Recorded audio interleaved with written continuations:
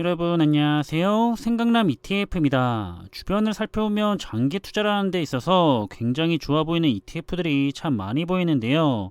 오늘은 그 중에서 바로 이 ETF 산업에 대한 내용을 간단하게 살펴보려고 하는데, 그럼 한번 관련된 내용을 살펴보겠습니다. 현재 빠르게 성장하고 있는 ETF 시장인데요. 2027년쯤에는 뮤추얼 펀드를 넘어설 것으로 전망을 하고 있습니다. 그만큼 투자자들의 자금이 계속해서 ETF 상품으로 이동을 하고 있다고 보시면 될 것 같은데요. 그래서 지난 20년에 대해서 성장에 대한 비교를 해보자면 뮤추얼 펀드는 연평균 0.31%씩 증가를 했기 때문에 거의 변화가 없었던 상황인데요.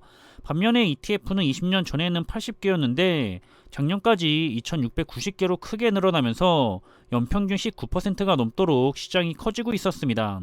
예상한 것보다 더 빠른 속도로 뮤추얼 펀드를 대체하고 있는 ETF의 모습이고요. 여기에 대해서 앰플리파이 CEO는 현재 대부분의 자산군에서 자금이 빠지고 있는데, 향후 시장이 반등을 할 때가 되면 빠져나갔던 자금이 펀드가 아니라 ETF 쪽으로 들어오게 될 거라고 하면서 자동적으로 포트폴리오 조정이 나타나게 될 거라고 언급을 했습니다.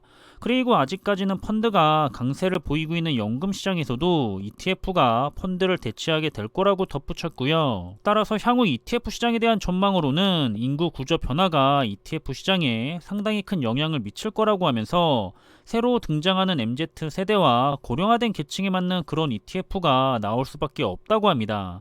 그리고 새로운 세대들은 환경적 가치와 사회적인 대의 명분, 그리고 기업의 지배구조 등을 중요하게 생각하고 있고요. 옵션이나 암호화폐와 같은 새로운 자산들도 역시 선호를 하고 있다고 합니다. 젊은 투자자들이 확실히 상당히 도전적인 투자를 더 선호하는 것 같고요. 또 은퇴하는 베이비 부문 세대를 위해서 시장의 리스크를 줄인 타깃 인컴 ETF 역시도 다수 등장하게 될 것으로 전망을 하고 있습니다. 그리고 한국의 ETF 시장에 대해서는 어떻게 바라보고 있는지 그 시각에 대한 내용도 있었는데요. 우선 한국의 ETF 시장은 매우 빠르게 성장하고 있는데, 그런데 투자자들의 성향이 고유형과 고수익을 바라는 상품에 많은 자금이 몰리는 것 같다고 분석을 했습니다. 매번 압도적인 투자 자금이 레버리지나 인버스 쪽으로 몰리는 현상을 봤기 때문에 당연한 분석 결과인 것 같고요. 그래서 한 가지 우려가 있다면 미국의 경우에는 안정적인 주식이나 우량주를 중심으로 해서 핵심 자산을 먼저 꾸린 다음에 위험한 자산에 대해서는 부개념으로 가져간다고 하는데요.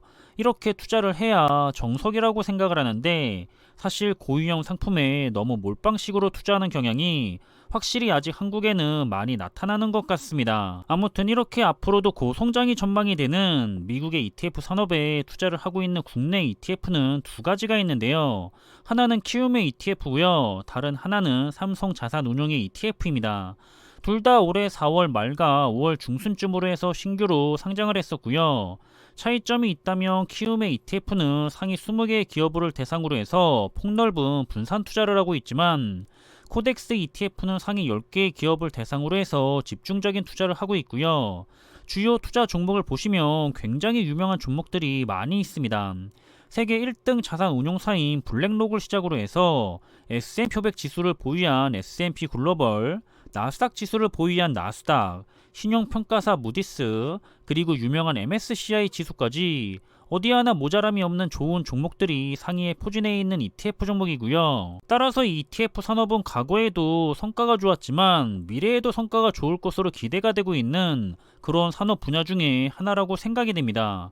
주변을 봐도 아직 ETF가 뭔지도 모르는 사람들이 너무나 많고요. 그리고 연금 투자도 하지 않고 있기 때문에 당연히 ETF를 모를 수밖에 없는 것 같은데요.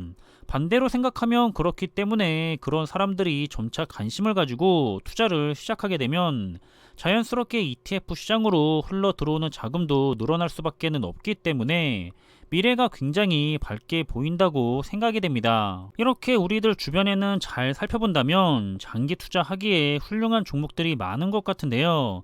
모쪼록 자신의 투자 성향과 잘 맞는 그런 투자 종목들을 잘 선택을 하신 다음에 좋은 투자를 계속해서 이어나가시기를 바라겠고요. 그럼 저는 이번에 준비한 내용은 여기서 마무리하겠습니다. 항상 준비한 내용들이 투자를 하는 데 있어서 많은 참고가 될 수 있는 그런 좋은 영상이 되기를 바라고 있고요.